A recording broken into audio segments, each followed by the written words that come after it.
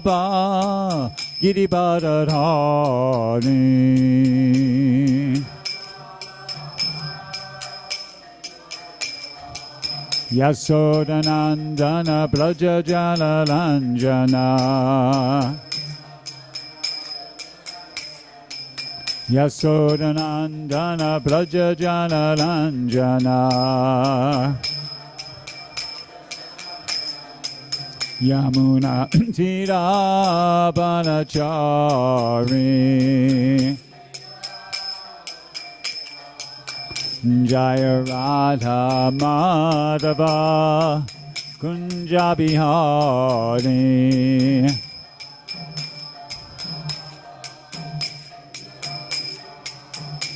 Jaya Radha Madhava Kunja Bihari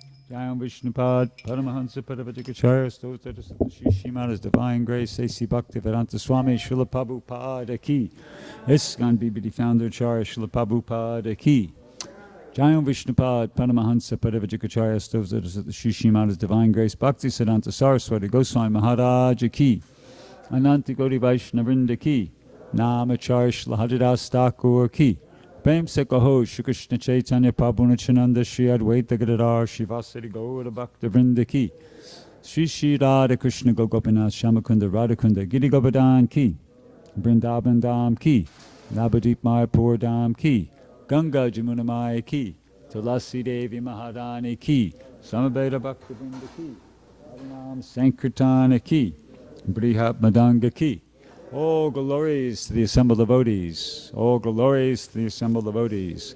All glories to the assembled devotees. All glories to Shri Shri Guru and Gauranga. All glories to Srila Prabhupada.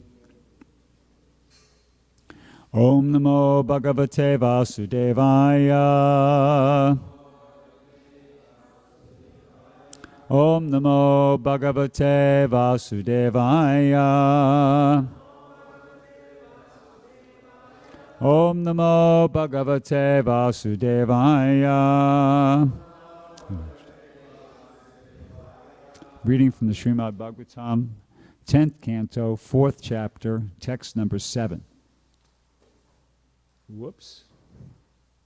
Text number 6. Okay, so, 6 does not have a purport, so I'll chant 6, and then we'll chant 7 together. Nanvaham tehi avaraja dinahata sutta prabho datam arhasi mandaya ange mam charamam prajam. Translation.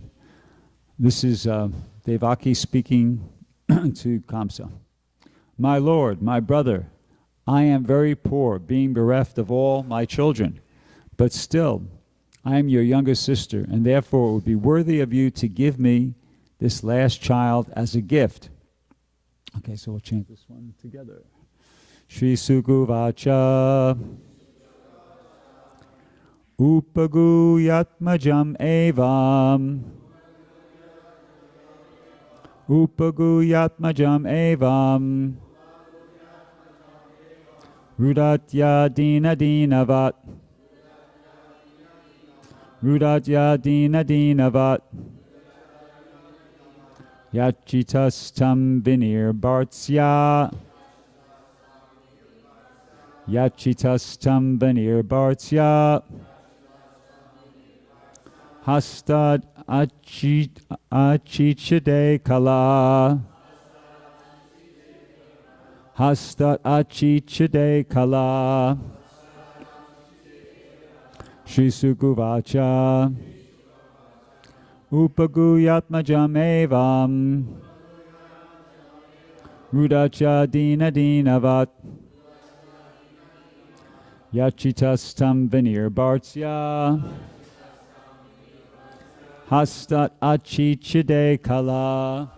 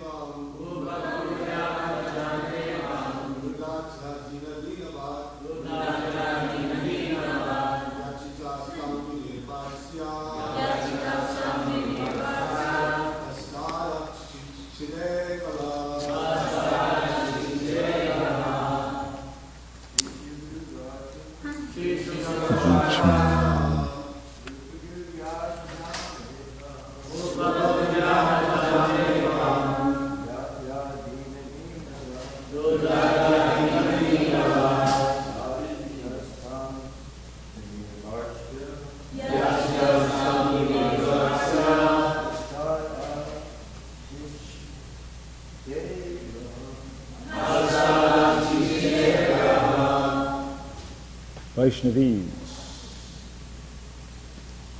Vaishnavis, ladies.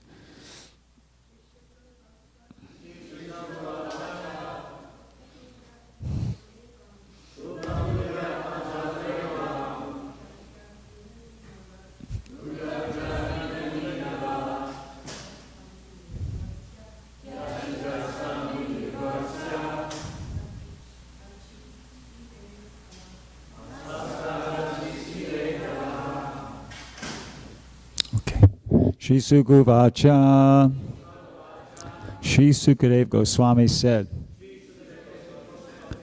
Upaguya, embracing, Atmajam, her daughter, Evam, in this way, Rudatya, by Devaki who was crying, Dina Dinavat, very piteously, like a poor woman. Yachita, being begged. Tam, her, Devaki. Vinir Bhartsya, chastising. Hastat, from her hands.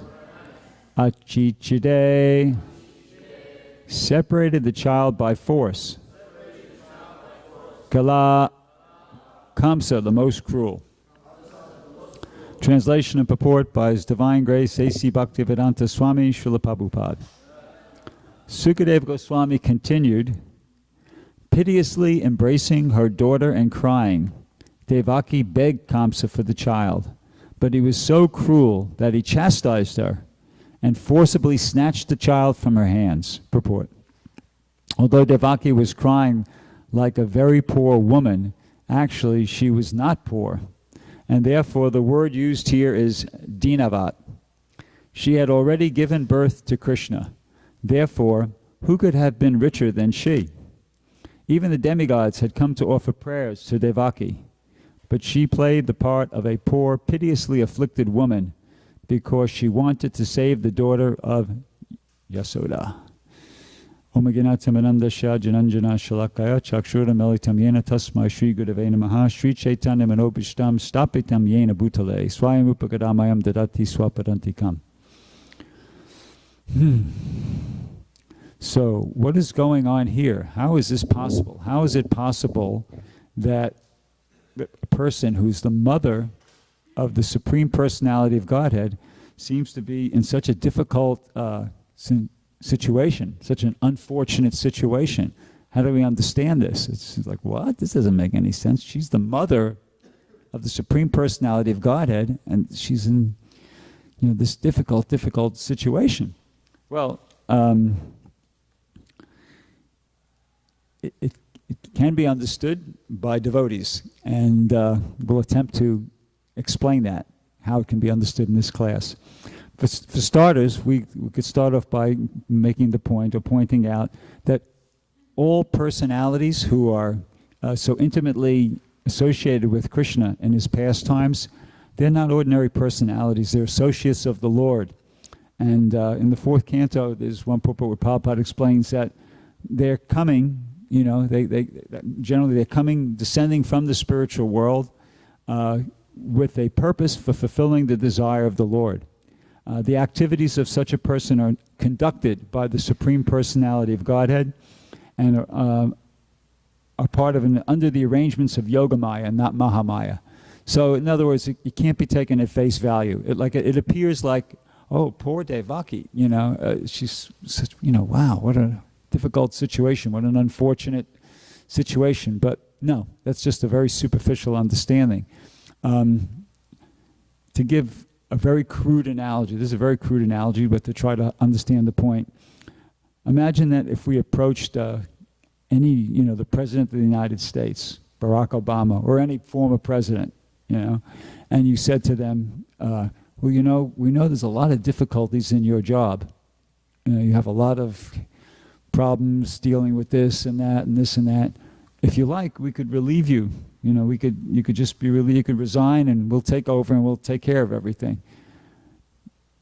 They wouldn't do it, because on the whole, the president is feeling like, oh, I'm the president of the United States. It's the overriding energy or sentiment or absorption of that personality is they're experiencing a pleasure. As I said, it's a very crude analogy, but I'm the president of the United States, and they're getting something from that. They're getting some ras. There's some ras there, and they're because of that, they're more than willing to tolerate the trials and tribulations involved in executing the duties of that office, because on the whole, they're enjoying. I'm the president of the United States.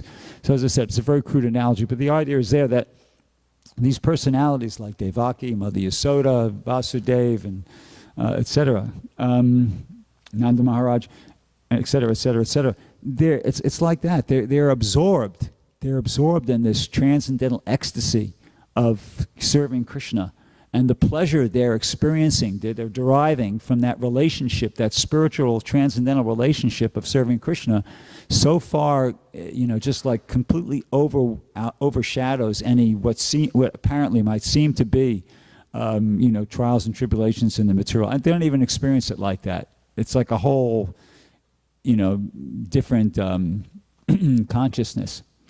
So, once again, they may appear to be unfortunate. Actually, they're the most fortunate.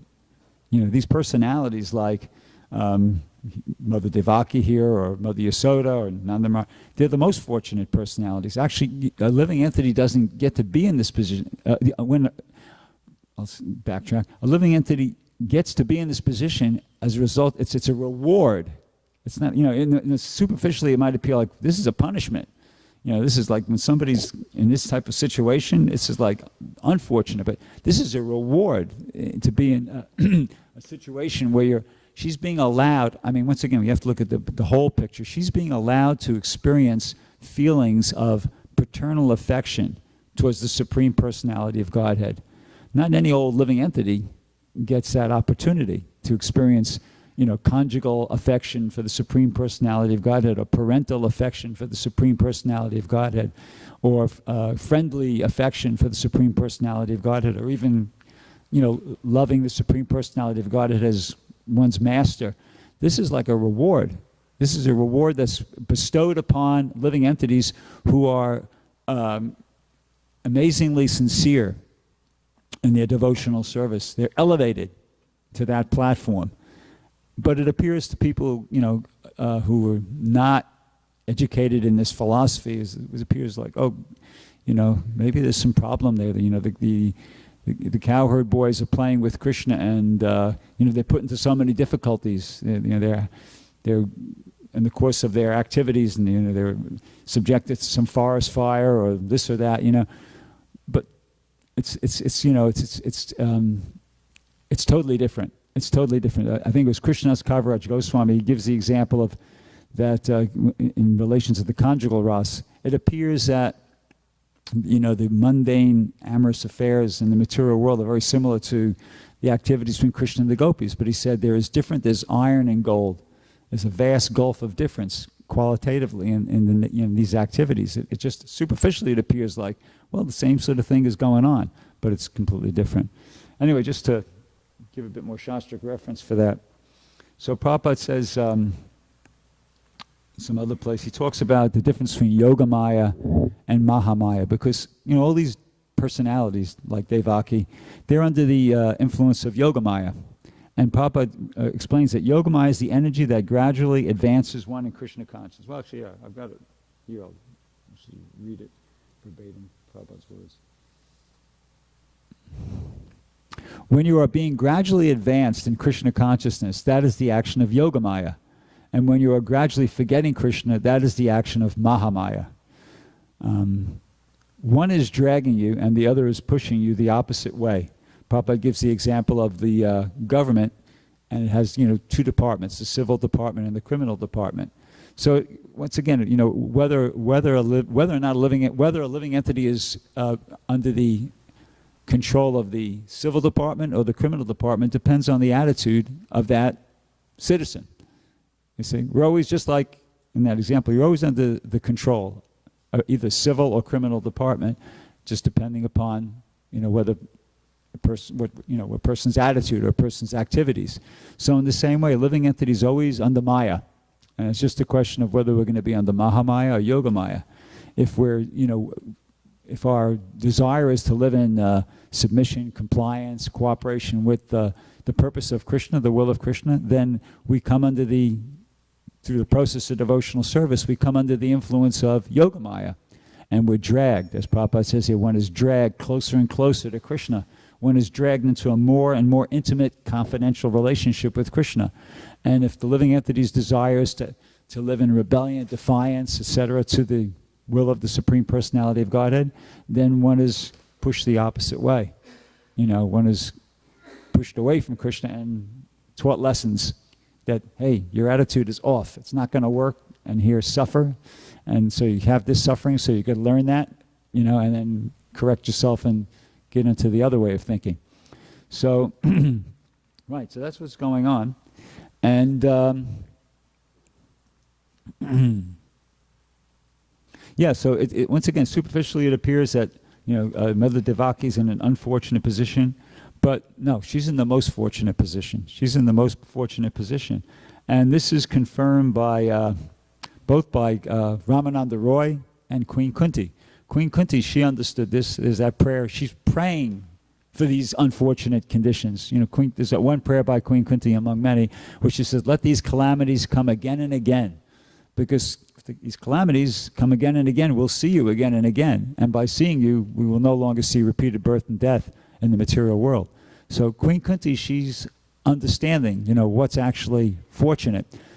Generally, in this material world, our criterion for what's a fortunate situation is if we're happy, if we're comfortable, wealth, women, followers like that. That's our criterion for a situation being fortunate. But that's a material calculation or material mundane estimation.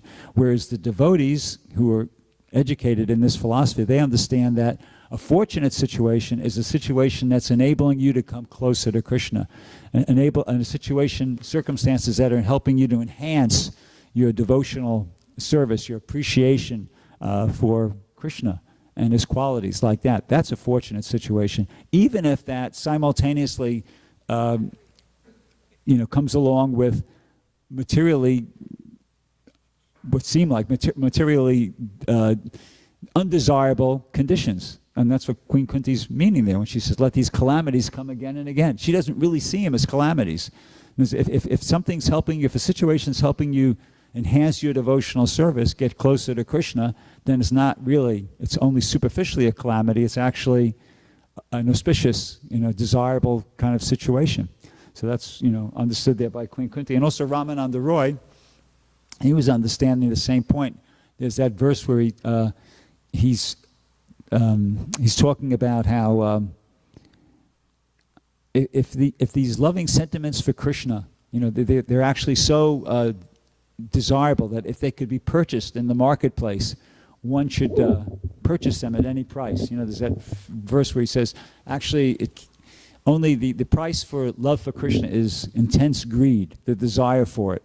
And he says, if it could be purchased in the marketplace, one should purchase it at any price. The fact that, of course, it can't be purchased in the marketplace, but he's making the point that this is what's to be sought after.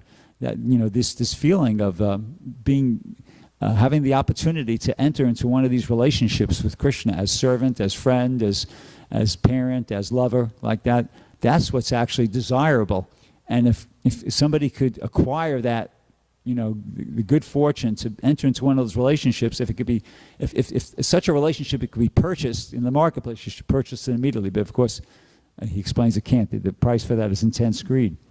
But so Prabhupada points out that this, it might appear once again that the devotee is sometimes in a very simple, humble position. And there was one devotee once that asked Prabhupada a question. Let's see if I can quickly. About the relative position of Yoga Maya and Maya. The question was, are great sages put under Yoga Maya or Maya? Also, are all the eternal liberated souls under Yoga Maya? So this is Prabhupada's answer. Yoga Maya means the mercy of the Supreme Lord which connects a devotee in transcendental loving service of the Lord. And Mahamaya means the external potency of the Lord which puts a conditioned soul into illusion, that he will be happy by material adjustment. So great sages who are impersonalists are also under the spell of Mahamaya, because a conditioned soul in the material world wants to improve his material position as exalted as possible, and the concept of becoming one with the Supreme Lord is the greatest illusion for them, because it is a fact that nobody can be equal to or greater than the Supreme Personality of Godhead, and as such, anyone desiring to become one with the Supreme means that he is still in the trap of Maya. Here it comes. On the other hand, a humble devotee who may not be a great sage, but simply by his implicit acceptance of the lotus feet of the Lord as the goal of his life, means that he is under the protection of Yoga Maya. Okay? So in other words, it's once again, it superficially appears that, maybe this, the great sages, they're in a superior position, but actually no. The simple devotee who's, as Prabhupada says here, who has implicitly accepted the lotus feet of the Lord as the goal of his life, is in a vastly superior position to even these great sages, who are impersonalists. Okay? So it's something that basically can just be understood by the devotees, and the key for entering into this understanding is to follow the instructions of the spiritual master. That's the key that opens the door. It's how do we enter into this? How do we exit the Mahamaya kingdom and enter into the Yogamaya kingdom? How do we exit, or depart from that energy which is pushing us away, causing us to move into further forgetfulness of Krishna, of our relationship with Krishna, and enter into that energy which is allowing us to, understand our relationship with Krishna and enter deeper, more deeply and deeply and deeply into that. And once again, as I said, the key for that is that decision or that choice to follow the instructions of the spiritual master. That's the key. Yasya prasada, bhagavat prasado, yasya aprasadan nagatith gatopi. Just for everybody's information. I'm not a Sanskrit scholar, but Dravida explained this to me, that when we chant that verse every morning, it's by the mercy of the spiritual master, one receives the mercy of Krishna, and then it goes, without the grace, and it's yasya aprasadan. It's not yasya prasada, because when you say it the way we normally say it, you're saying, by the mercy of the spiritual master, one receives the mercy of Krishna. By the mercy of the spiritual master, one's whereabouts are unknown, which doesn't make any sense at all. It's actually, by the mercy of the spiritual master, one receives the mercy of Krishna. Yasya aprasadan, without the mercy of the spiritual master, aprasadan, one's whereabouts are unknown. Once again, Dravida told me that, so I'm assuming it's correct. So that it's the key, is the instruction of the spiritual master, the transparent via medium, the external manifestation of the supersoul. By following Prabhupada's instructions, or the bona fide spiritual master's instructions, you're being allowed entrance into that Yogamaya energy. And then, the more we surrender to the following the instructions of the spiritual master, the more and more deeply we enter into it. And the more you could experience how, what's your life and with the kind of things that are happening to you in your service and everything, it's under the auspices of a different energy. Actually, there's a nice verse in the Bhagavad Gita. It goes, Mahatmanas tumam parta daivim prakritim ashrita bhajanti ananya manaso gyatva bhuta dimavyam. That explains that the Mahatmas, the real Mahatmas, are the people who are accepting that Krishna is the Supreme Personality of Godhead, and that they want to devote their lives to engaging in devotional service to them. They're under the Daivim Prakriti Masha. They're under the control of the internal potency, the Yoga Maya energy, which once again pulls one closer and closer, helps one enter into a more intimate, more confidential relationship with Krishna. And so once again, that's accomplished by following the instructions of the spiritual master. The more we take shelter of, and following the instructions of the spiritual master, the more and more deeply we enter into that. And actually, you can experience it. You could experience it. I know my service is book distribution, and anybody who's done book distribution and tried to surrender to it and been serious about it, you have these kind of experiences. Actually, I'm going to relate an experience, but not from one that I had. I'm going to borrow an experience from Jai Chaitanya, who just had a very interesting experience on Sankirtan, which, as far as I'm concerned, is a perfect example of what I'm talking about. It's an example of the internal potency, how the activities of devotional service are not under the external energy, they're activities of the internal potency of the Lord. Actually, Prabhupada confirmed that once. There was once devotees here in Los Angeles that wrote Prabhupada a letter saying, because Ramaswar, who was just here, just left yesterday, Prabhu was saying that he was preaching that actually the Sankirtan devotees are in the mood of the gopis, and that they're always trying to get people and bring them to Krishna. So there were some devotees who felt a bit uncomfortable about that, or maybe they just weren't sure if that was, a correct way to present things. And so they wrote Prabhupada a letter for clarification, and Prabhupada wrote back and said, yeah, what he's saying is correct, In other words, so it's just kind of some indication, some confirmation that, these activities, not just Sankirtan, but all the activities of devotional service are, under the internal energy. Anyway, to get back to this story, so about a month ago, I guess it must have been, they had that incident in Orlando where some people were, unfortunately, there was like this terrorist activity in some club, and a lot of people were shot and killed, and then after some investigation, it was discovered that the person who was responsible for that was a member of the Islamic faith. Okay, so Jai Chaitanya was, after that, he follows the news a little bit, and just what's going on in the world. And after that, he was feeling some trouble. He was feeling some deep doubt, thinking like, how's it going to be possible? How can we get through to the people in this faith? It seems like it's just shrouded by so much misunderstandings, and it's going to be impossible to get through to people who are coming from this background, this religious. And so he was feeling like that. That was rolling around in his head a little bit. So that same morning, he was up at the observatory, and some fella comes up to the table, and initially he just looked like anybody else, and it worked out he was showing an interest in the books and the philosophy. So Jai Chaitanya thought, okay, this guy seems like he's sincerely, genuinely interested. Let's take a little bit of time and talk to him. So, they started chatting, and the guy asked a question, and he was asking intelligent, sincere questions. So Jai Chaitanya did something he doesn't ordinarily do. He took about a half hour. He took out about a half hour and spoke to him, because he could feel that, wow, this guy's... In the course of the conversation, it came out that he was a member of the Islamic faith. Abdullah, was his name. And so, he was just preaching to him, and in the mood of like, okay, the guy's asking sincere questions, so I gotta give him my time. Anyway, by the end of the conversation, he was really appreciative, and he decided, I want to take some of these books. So he goes over to the table, and he starts picking out the books he's interested in, and he picks out 9 different books, and he gives this, I don't know if, I've been told don't mention numbers, but he gives this really wonderful donation, for the books, reciprocating, and, and he went away, and then they exchanged information, and he went away very happy.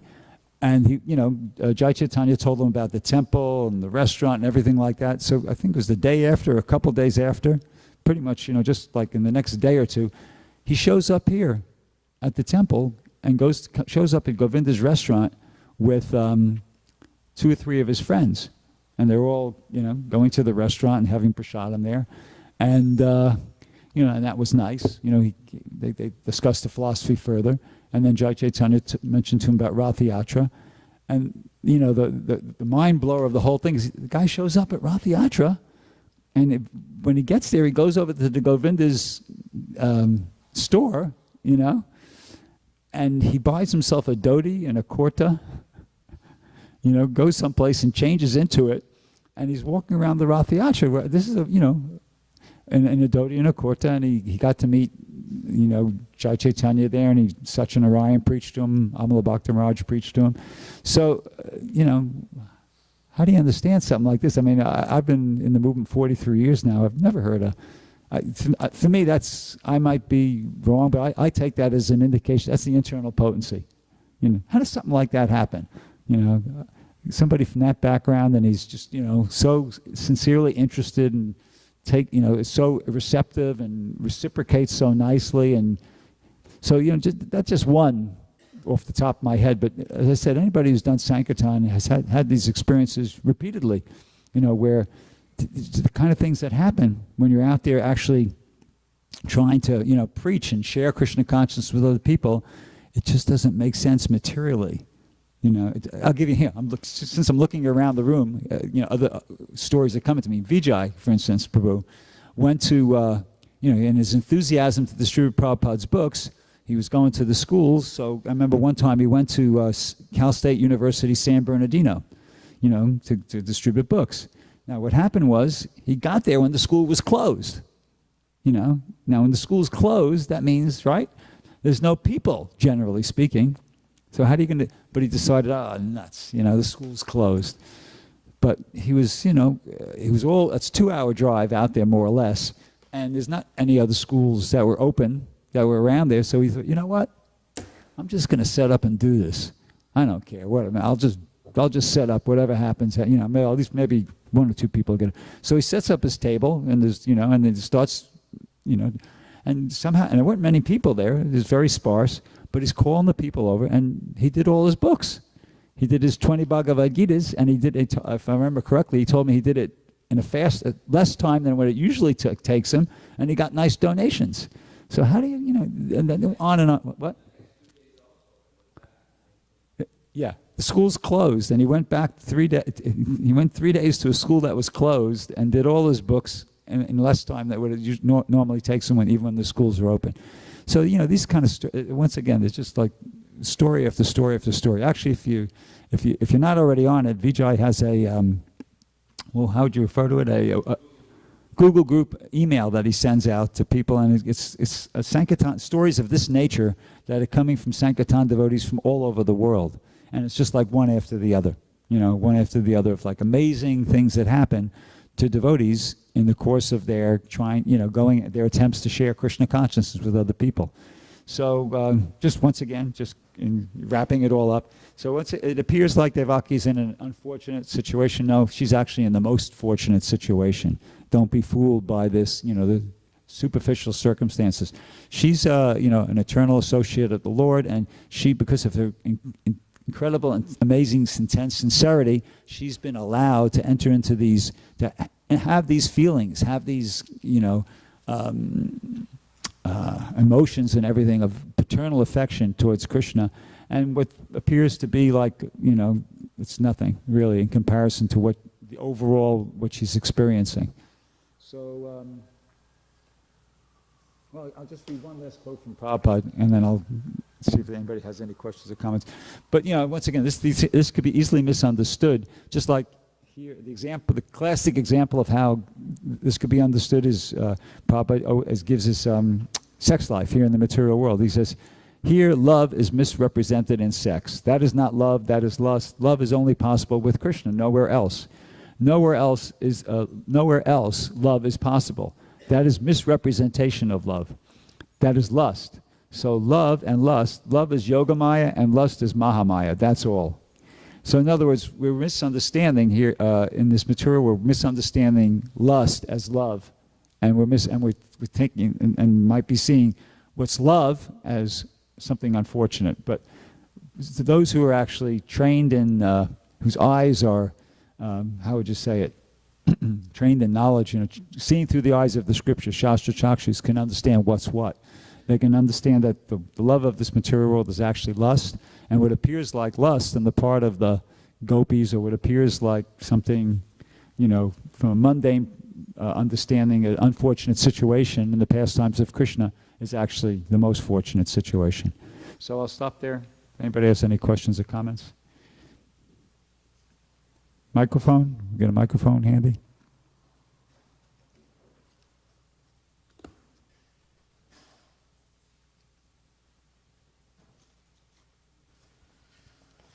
think it's a question. Okay, question? Somebody have a question? Comment? Okay, got one here, Diva.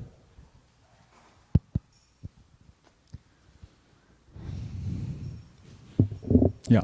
In regard to the Yogamaya and Daiva Prakriti internal potency acting, we see it acting certainly with Krishna's personal associates and Srila Prabhupada's amazing, miraculous pastimes. And you're relating how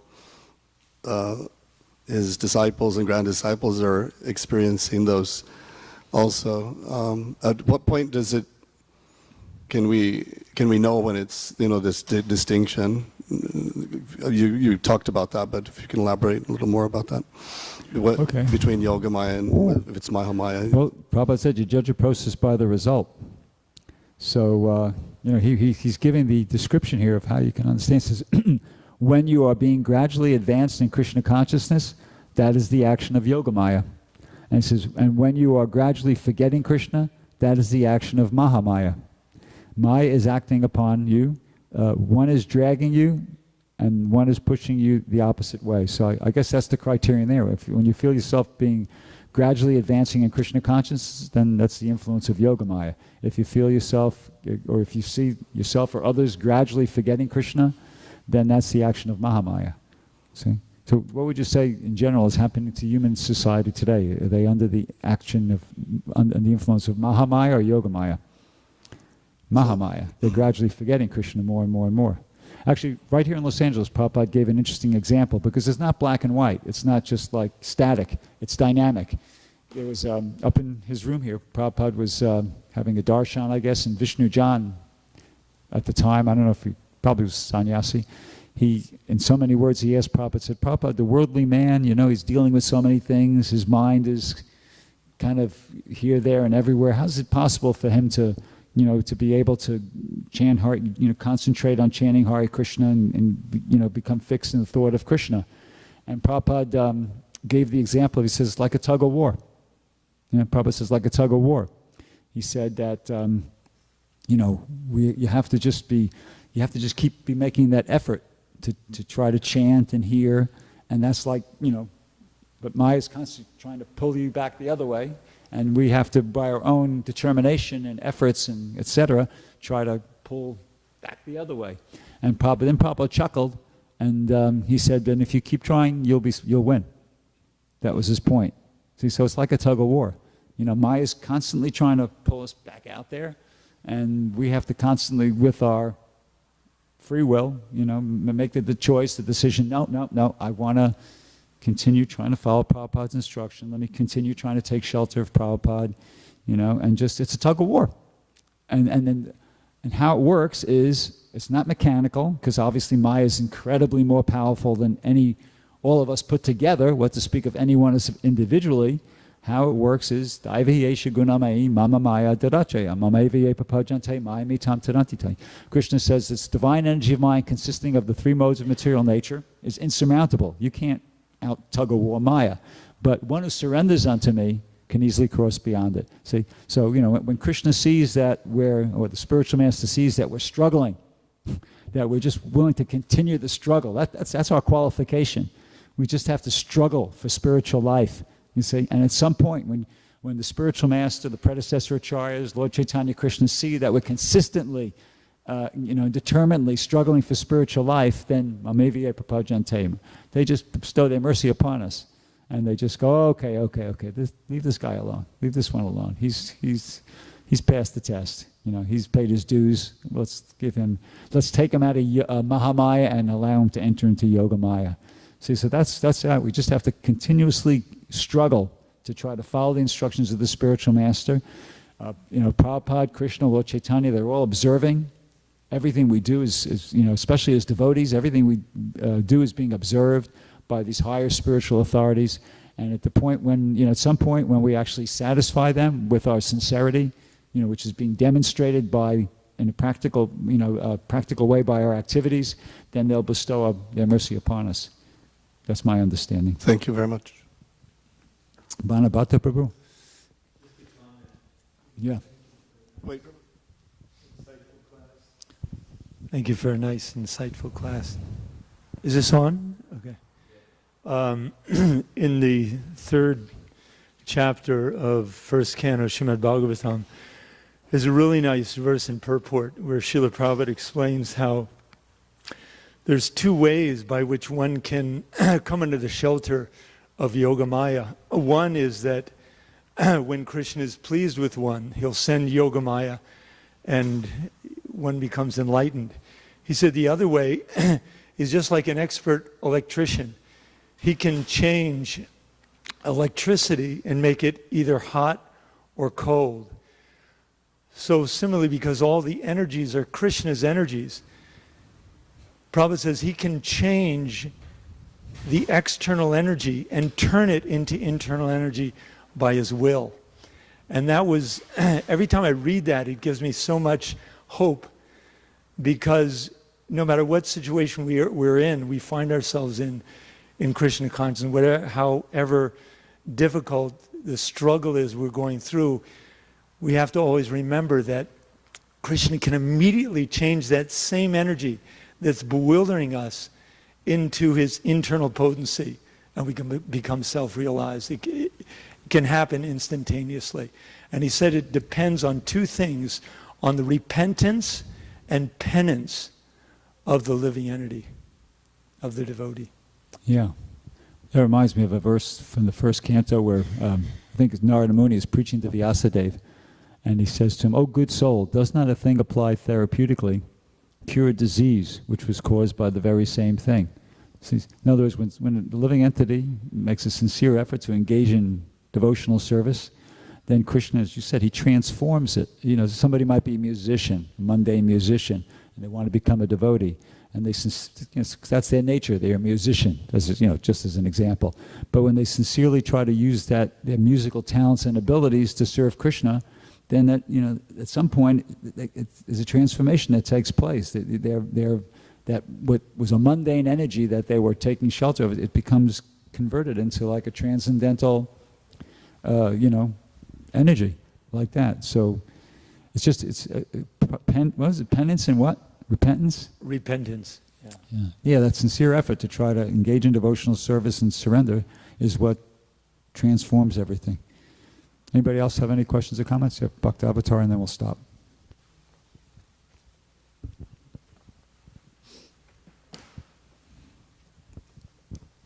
Okay, thank you, Bhrgupati. Yeah, that was a wonderful pastime about the Muslims. I used to preach in Malaysia, which is a Muslim country, and the government was actually very restrictive. It wouldn't actually allow anyone who was like a native Malaysian to actually, practice any other faith except Islam. But when we'd go out on Harinam and book distribution, the children, because they don't know what's going on with the government or anything, they would dance so enthusiastically when they heard the kirtan. I had never seen anyone dance so enthusiastically as these Muslim children. Wow. So it's just like a natural, it just goes to show that this Krishna consciousness is natural to the soul, because if someone is in an innocent state and they hear the holy name, then they respond to it in a very favorable way. Yeah, thanks. That's a good point. And that was I should have made that point when I told the story. That was the real reward that Jai Chaitanya got. He could get that realization. Nitya Siddha Krishna Preme Sabhu Kabanaya Shravana Desutta Chitte Kodada. The pure love for Krishna is lying dormant in the heart of every living entity. And this stuff of Muslim, Jew, Hindu, Christian, it's all superficial. I mean, the real thing is that the soul is an eternal servant of Krishna, and given the opportunity and the proper association and like that, then anybody could become attracted to Krishna consciousness. If you're making a mistake if you start thinking, well, these kind of people can become devotees, but these kind of people can't become devotees. No, anybody can become a devotee, because everybody is a devotee. Yeah. Every living entity, every soul is a devotee, and just due to circumstances there, we're finding ourselves in black bodies, white bodies, male bodies, female bodies, Hindu bodies, Muslim bodies. It's all external, it's all superficial. We just have to give everybody the opportunity to come in contact with this philosophy, come in contact with Prabhupada's books and the chanting and the prasadam, and let Krishna do his thing. Give him the chance. So there's a possibility that anybody can be awakened and take the devotional service. Yeah. So I guess we can. Another thing was that the adults, they wouldn't accept the books in public, but those same people, like when we passed by a shop, they would call us in and they would secretly take books. Yeah. So they were actually very interested, but it was just the suppression of the government. Yeah, this could, you could the stories can go on and on and on, but we have to stop there. Yeah. Thank you very much. Thank you. Granthad Srimad Bhagavatam ki jai, Srila Prabhupada ki jai.